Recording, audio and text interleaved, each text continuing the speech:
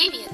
Куркума с молоком – это древнее аюрведическое средство от кашля, боли в горле и простуды.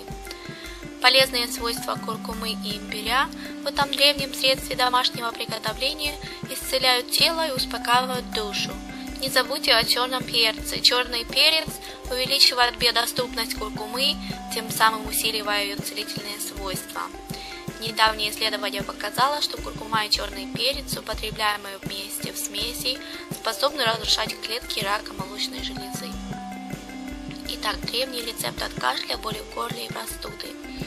Нам понадобится пол-литра молока, 1 столовая ложка порошка куркумы, четверть чайной ложки порошка имбиря, 2 горошины черного перца измельченного, щепотка корицы по желанию, мед по желанию.